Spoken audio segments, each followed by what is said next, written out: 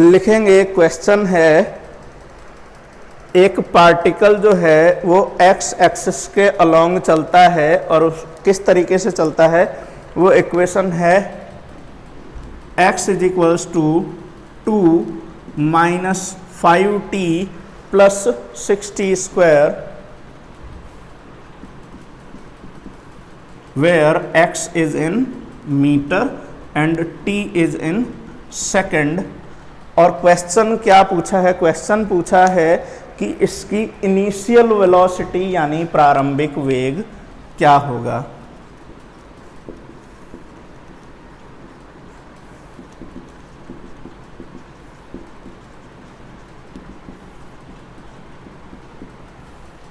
बहुत सिंपल सा क्वेश्चन है कि इनिशियल वेलोसिटी क्या होगी। इसी में मैं क्वेश्चन चलो एक और ऐड कर देता हूं। क्वेश्चन है मेरा t बराबर 2 सेकंड पर एक्सेलरेशन कितना होगा, यानी कि t बराबर 2 सेकंड पर त्वरण का मान भी निकालना है, कितना होगा। ये एक सिंपल सा क्वेश्चन है। इस टाइप के क्वेश्चन आपके एग्जाम में पूछ लिया जाता है। तो सॉल्व करके देखते हैं कि इनिशियल वेलोसिटी कैसे निकलेगी। पहली चीज तो वेलोसिटी कैसे निकाली जाती है। वेलोसिटी के लिए हमने लिख रखा है कि v इज इक्वल्स टू होता है ds अपॉन dt। अब इनिशियल वेलोसिटी की पूछा है, तो इनिशियल वेलोसिटी यानी प्रारंभिक वेग कैसे होगा, जब टाइम कितना हो, 0 सेकंड हो, यानी t is equals to 0 second पर जो वेलोसिटी होती है वो हमारी क्या होती है, इनिशियल वेलोसिटी, यानी कि v at t is equals to 0। ये क्या हो जाएगी, पहले ds अपॉन dt की वैल्यू निकालते हैं। ds अपॉन dt की वैल्यू क्या आएगी, अगर x के रिस्पेक्ट में डिफरेंशिएट करेंगे तो dx अपॉन dt, तो ये हमारा रिलेशन आएगा 2 का हो जाएगा 0, माइनस का 5t का हो जाएगा माइनस का 5 और 6t स्क्वायर का हो जाएगा 12t। तो यहाँ पर अगर t इज इक्वल्स टू 0 रख देते हैं तो ये वाली टर्म क्या हो जाएगी, 0। अगर ये टर्म हो जाएगी 0 तो v कितना आएगा, माइनस का 5 मीटर पर सेकंड। क्लियर। तो वेलोसिटी मिल गई हमको -5 मीटर पर सेकंड की। यहाँ तक कोई दिक्कत नहीं है। फिर आगे हम लोग बात करते हैं acceleration at t is equals to 2 second पे। वेलोसिटी निकाल दी थी हम लोगों ने। एक्सेलरेशन क्या होता है, a is equals to dv by dt। Differentiate करेंगे इसको एक बार फिर से, तो माइनस का 5 का डिफ्रेंशिएशन हो जाएगा 0 और 12t का हो जाएगा 12। अब क्वेश्चन पूछा है t is equals to 2 second पे, तो acceleration at t is equals to 2 put करेंगे तो यहाँ पर t की कोई टर्म यहाँ पर है ही नहीं। इसका मतलब 12 मीटर पर सेकंड स्क्वायर क्या हो जाएगा, इसका एक्सेलरेशन। अब देखिए एक्सेलरेशन मिल गया 12 मीटर पर सेकंड स्क्वायर। एक चीज जो हमको पता चली वो ये कि अगर यहाँ पर देखें तो एक्सेलरेशन जो है वो 12 आ रहा है, कोई भी t की टर्म यहाँ पर नहीं है, यानी कि एक्सेलरेशन जो है वो क्या है, कांस्टेंट है। तो ये क्या हो जाएगा, कांस्टेंट एक्सेलरेशन, यानी कि ये क्या है, नियत त्वरण के साथ जो पार्टिकल है ये क्या है, गति कर रहा है। एक चीज यहां पर निकल के आई, वेलोसिटी विद नेगेटिव साइन की, माइनस का 5 मीटर पर सेकंड स्क्वायर, माइनस का 5 मीटर पर सेकंड वेलोसिटी है। तो ये माइनस कैसे, इनिशियल वेलोसिटी शुरुआत ही नेगेटिव से हुई, ये कैसे, ये इस तरीके से कि जब हमने क्वेश्चन लिखा था तो हमने क्वेश्चन कहा था कि ये किस डायरेक्शन में जा रहा है, एक्स एक्सिस के अलोंग जा रहा है। पर जब हम इसका ग्राफ बनाएंगे और जब हम इसको प्लॉट करेंगे तो इनिशियली ये क्या होता है, पीछे की तरफ जाता है नेगेटिव एक्स एक्सिस की डायरेक्शन में, और बाद में ये किस डायरेक्शन में जाता है, पॉजिटिव एक्स एक्सिस की डायरेक्शन में। तो इसलिए यहाँ पर इनिशियल वेलोसिटी हमारी क्या होगी, नेगेटिव निकल के आएगी। क्लियर। अब हम लोगों ने वेलोसिटी तक की बात कर ली थी, एक्सेलरेशन भी हो गया था। अब हम लोग बात करेंगे ग्राफ्स की। तो ये आप लोगों ने नोट डाउन कर लिया होगा।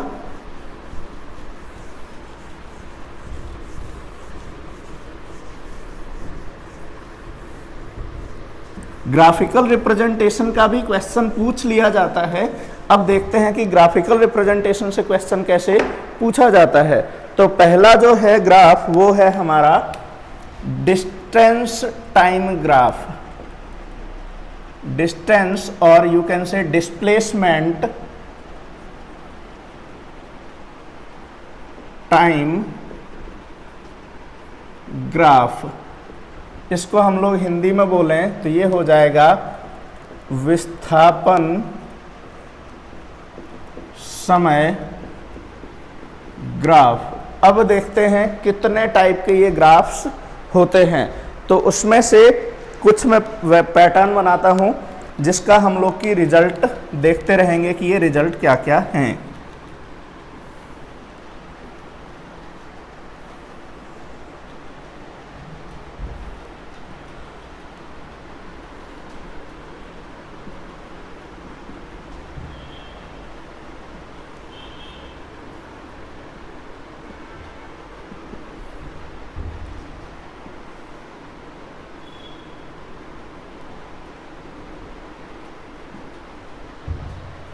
इस वाली एक्सिस पे हम लोगों ने लिया है डिस्प्लेसमेंट और इस पर हमने लिया है हॉरिजॉन्टल एक्सिस पे लिया है टाइम, यानी कि वर्टिकल एक्सिस पर है विस्थापन और हॉरिजॉन्टल एक्सिस पर है समय। जैसा कि हम लोगों की हेडिंग बता रही है, ये किस किस के बीच का ग्राफ है, x एंड t के बीच का ग्राफ है। विस्थापन को x से रिप्रेजेंट किया है और टाइम को t से रिप्रेजेंट किया है। 3 केसेस बनाए गए हैं इसमें, 4 केसेस सॉरी, 1 2, तीसरा कुछ इस तरीके का ग्राफ है, चौथा कुछ ऐसा ग्राफ है। क्लियर। अब हम लोग देखते हैं ये चारों ग्राफ किस तरीके से और क्या कुछ रिप्रेजेंट करने की कोशिश कर रहे हैं। पहले वाले ग्राफ में अगर देखें तो टाइम जो है वो टाइम धीरे धीरे धीरे धीरे बढ़ रहा है। मान लीजिए कि यहाँ पर t = 0 था, फिर t = 1 हो गया, फिर t = 2 हो गया, 3 हो गया, टाइम बढ़ता जा रहा है, पर डिस्प्लेसमेंट जो है वो नहीं बढ़ रहा है।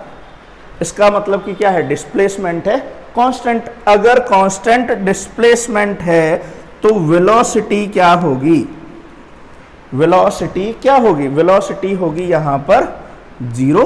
वेलोसिटी यानी वेग क्या हो जाएगा, 0। अब वेग 0 कैसे हुआ, वेग की परिभाषा होती है विस्थापन में परिवर्तन की दर। चूंकि विस्थापन क्या है, नियत है। अगर विस्थापन नियत है तो विस्थापन में परिवर्तन नहीं होगा। अगर विस्थापन में कोई भी चेंज नहीं होगा डिस्प्लेसमेंट में, तो उसकी रेट क्या हो जाएगी, 0 हो जाएगी। तो rate of change of displacement यानी वेलोसिटी क्या हो जाएगी आपकी यहाँ पर, 0। दूसरा केस देखते हैं। इस वाले में अगर देखें तो टाइम भी बढ़ रहा है और डिस्प्लेसमेंट भी बढ़ रहा है। मतलब कि जैसे जैसे टाइम बढ़ता जा रहा है वैसे वैसे क्या हो रहा है, डिस्प्लेसमेंट भी बढ़ रहा है। पर अगर देखें तो उनका रेशियो क्या आ रहा है, हमेशा कांस्टेंट। जैसे मान लीजिए 1 सेकंड में 1 मीटर चले, 2 सेकंड में 2 मीटर चले, 3 सेकंड में 3 मीटर चले। चीज समझ में आ रही है। तो 2 से 3 सेकंड में कितना समय अंतराल है, 1 सेकंड का। कितना डिस्टेंस डिस्प्लेसमेंट हुआ, 1 मीटर का। यानी कि अगर यहां पर देखें तो वेलोसिटी यानी कि वेग क्या हो जाएगा, वेग हो जाएगा यहां पर कांस्टेंट, यानी कि ये क्या हो जाएगा, नियत वेग। कोई दिक्कत नहीं इसमें। नेक्स्ट वाले में देखते हैं कि ये ग्राफ क्या रिप्रेजेंट करता है। हम लोगों को एक चीज पढ़ी थी जब हम लोगों ने क्या पढ़ा था, डिफरेंशिएशन पढ़ा था, कि जो एक्स टी ग्राफ होता है इसका जो स्लोप होता है वो किसको रिप्रेजेंट करता है, या फिर differentiation D x upon d T जो होता है ये क्या रिप्रेजेंट करता है, स्लोप को, यानी कि टेन थीटा को, या फिर एक तरीके से कहें एंगल को। यहाँ पर देखिए टेंजेंट जो है वो कुछ हॉरिजॉन्टल है, इस पॉइंट पर टेंजेंट ऐसी है, इस वाले पॉइंट पर टेंजेंट ऐसी है, यहाँ पर टेंजेंट कुछ इस तरीके से है। यानी कि अगर देखें तो पहले एंगल था इतना थीटा 1, फिर ये एंगल क्या हुआ, बढ़ के हुआ इतना, फिर ये एंगल हो गया बढ़ के, यानी कि ये क्या है, बढ़ रहा है कंटिन्यूसली। यानी कि टाइम जैसे जैसे बढ़ रहा है, टाइम के साथ साथ डिस्प्लेसमेंट भी बढ़ रहा है, पर डिस्प्लेसमेंट समान तरीके से नहीं बढ़ रहा है, तेजी से बढ़ रहा है। देखो यहाँ पर क्या था, यहाँ पर एक समान तरीके से बढ़ रहा था कि ये 1 यूनिट बढ़ा तो ये भी 1 यूनिट बढ़ा, पर यहाँ पर देखिए यहाँ समय का गैप कम है पर डिस्प्लेसमेंट क्या हो गया, विस्थापन ज़्यादा हो गया। तो इसका मतलब वेलोसिटी जो है, वेलोसिटी यानी जो वेग है वो क्या हो जाएगा, इंक्रीजिंग, यानी इस केस में वेग क्या हो जाएगा, बढ़ रहा है, कोई दिक्कत नहीं। फिर नेक्स्ट वाला केस, उसमें भी सेम कंडीशन, पहले देखेंगे स्लोप था इस तरीके से, यहाँ पर स्लोप है ऐसे, और इस वाले पॉइंट पर स्लोप हो गया कुछ हॉरिजॉन्टल कंडीशन में जाकर के थोड़ा थोड़ा। तो अगर यहाँ पर स्लोप देखें तो स्लोप क्या हो गई है, धीरे धीरे धीरे धीरे एंगल क्या हो रहा है, कम होता जा रहा है, एंगल कम हो रहा है यानी कि घट रही है चीज। तो वेलोसिटी क्या हो जाएगी, डिक्रीजिंग, इसको हम लोग बोल सकते हैं कि वेग घट रहा है। तो ये चीज हम लोगों को बहुत सही तरीके से समझ में आ गई। अब ये आपके पास एग्जामिनर क्वेश्चन कैसे पूछता है, क्वेश्चन पूछेगा, आपको ग्राफ दे देगा, ये ग्राफ है, ये ग्राफ किस चीज को रिप्रेजेंट कर रहा है, यानी कि अगर क्वेश्चन दूसरे तरीके से पूछ सकता है, ये 4 ऑप्शन दे दिए, पूछ लेगा क्वेश्चन की इंक्रीजिंग वेलोसिटी का ग्राफ कौन सा है, तो आप लोगों को डिसाइड करना होगा कि इन चारों में से कौन सा ग्राफ इंक्रीजिंग वेलोसिटी को रिप्रेजेंट कर रहा है। तो ये एक पहला पैटर्न हो गया जो है हमारा क्या, डिस्प्लेसमेंट टाइम ग्राफ। फिर उसके बाद आता है दूसरा velocity time graph. Velocity time graph कैसे होगा, उसके भी केसेस क्या रहेंगे, काफी हद तक डायग्राम सेम रहेंगे, रिजल्ट्स अलग अलग आते हैं इसके वेग समय ग्राफ के।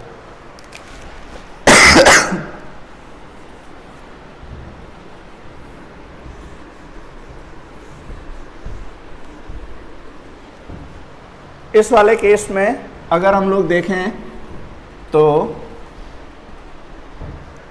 देखिए ये तो हो गया टाइम ग्राफ, टाइम एक्सिस, ये हो जाएगा हमारा वेलोसिटी एक्सिस, जिसको कि हम लोग क्या बोलेंगे, वेग वाली अक्ष। यहाँ पर हो जाएगा वी टी, ये भी है वी टी ग्राफ और ये भी है वी टी ग्राफ। अब देखते हैं पहला वाला केस। पहले वाले केस में क्या कुछ हो रहा है इसकी बात करते हैं हम लोग। पहले केस में देखिए टाइम जो है वो बढ़ रहा है पर वेलोसिटी में कोई भी चेंज नहीं आ रहा है। वेलोसिटी अगर क्या है, कांस्टेंट है, तो rate of change of velocity यानी कि त्वरण क्या हो जाएगा। अब वेलोसिटी में कोई भी चेंज नहीं हो रहा है तो उसमें परिवर्तन अगर नहीं हो रहा है तो परिवर्तन की दर क्या हो जाएगी, शून्य हो जाएगी। यानी कि इस केस में त्वरण क्या होगा, शून्य होगा, यानी कि एक्सेलरेशन क्या हो जाएगा, 0। सेकंड वाले केस में देखेंगे जैसे जैसे टाइम बढ़ रहा है वेलोसिटी क्या है, बढ़ती जा रही है, पर एक नियत दर के साथ, एक फिक्स्ड रेट के साथ कि 1 सेकंड का अंतर हुआ तो 1 मीटर पर सेकंड का अंतर हुआ, 1 सेकंड का अंतर हुआ 1 मीटर पर सेकंड का अंतर हुआ। यानी कि इस वाले केस में त्वरण क्या हो जाएगा, नियत, यानी कि एक्सेलरेशन क्या हो जाएगा इस केस में, कांस्टेंट। तो ये हो जाएगा सेकंड केस हमारा कांस्टेंट एक्सेलरेशन का। फिर यहाँ पर सेम चीज, एंगल बढ़ रहा है तो ये एंगल जो है ये स्लोप वीटी कर्व की स्लोप किसको रिप्रेजेंट करती है, एक्सेलरेशन को, यानी कि tan थीटा रिप्रेजेंट किसको करता है, एक्सेलरेशन को। ये होता है क्या, dv/dt। और अगर इसको देखें तो यहाँ पर क्या है, स्लोप या फिर एंगल जो है वो क्या है, इंक्रीजिंग है। एंगल अगर बढ़ रहा है तो इसका रिजल्ट क्या होगा, रिजल्ट ये होगा कि त्वरण क्या होगा, बढ़ रहा है, यानी कि एक्सेलरेशन कैसा है, इंक्रीजिंग। और इसी तरीके से लास्ट वाले में अगर देखें तो एंगल जो स्लोप है ये क्या है, डिक्रीजिंग है।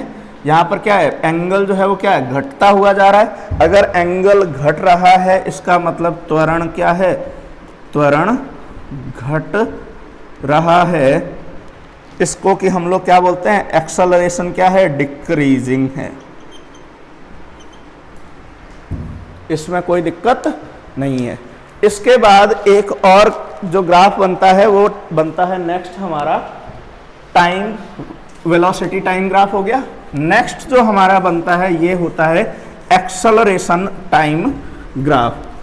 देखते हैं एक्सेलरेशन टाइम ग्राफ क्या बताता है, कैसा दिखता है और उसके क्या क्या परिणाम होते हैं।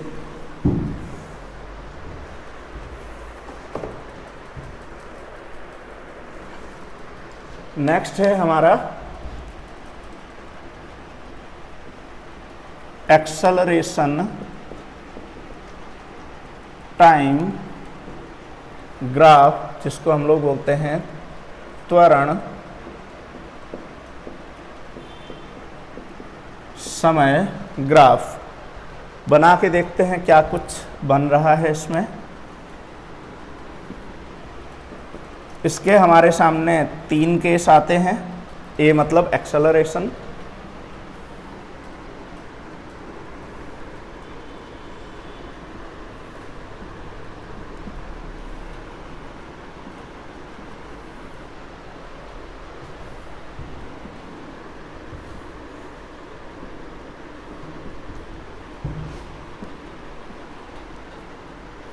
अब देखिए इसमें कौन कौन से केसेस होते हैं।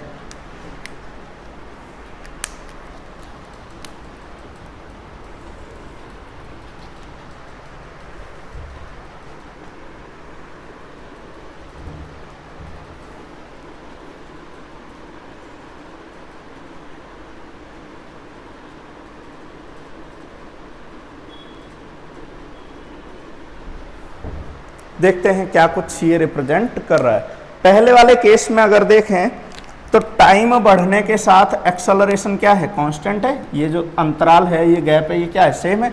इसका मतलब, और ये क्या है, ओरिजिन से ऊपर की तरफ है। इसका मतलब कि ये क्या है, पॉजिटिव एक्सेलरेशन है।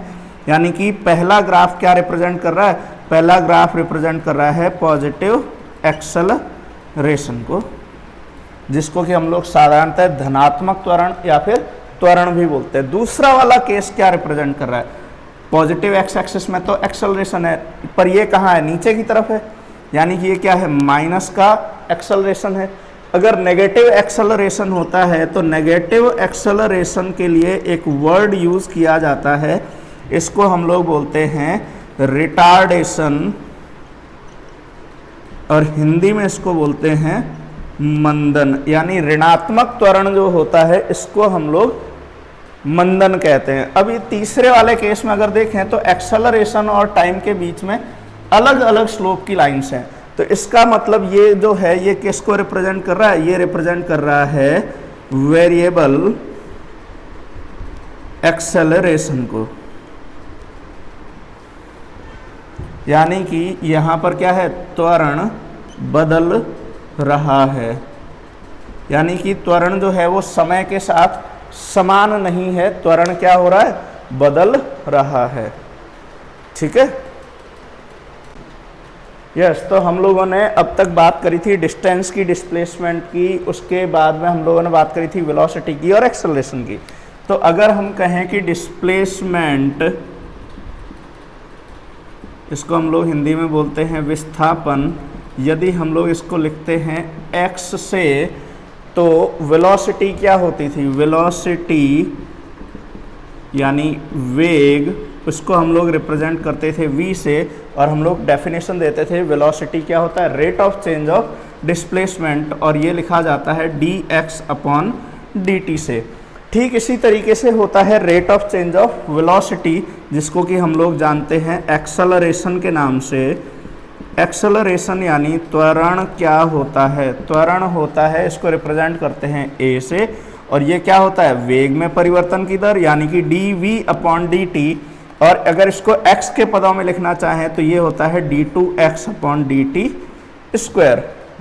अब देखिए यहाँ तक हम लोगों को डिटेल्स लगभग हर जगह मिल जाती है, पर अगर क्वेश्चन पूछा जाए कि rate of change of acceleration क्या होता है, तो rate of change of acceleration को हम लोग बोलते हैं जर्क, जिसको हम लोग कह सकते हैं एक तरीके से झटका, और जर्क जो होता है इसको रिप्रेजेंट किया जाता है जे से, और ये होता है rate of change of acceleration.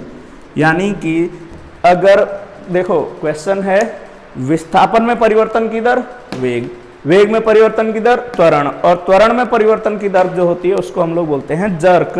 तो ये होता है d a upon d t. लिखना चाहें v के पदों में ये हो जाएगा d two v upon d t square, और इसको वापस x यानी कि डिस्प्लेसमेंट की फॉर्म में लिखा जाए तो ये हो जाता है उसका थर्ड डेरिवेटिव।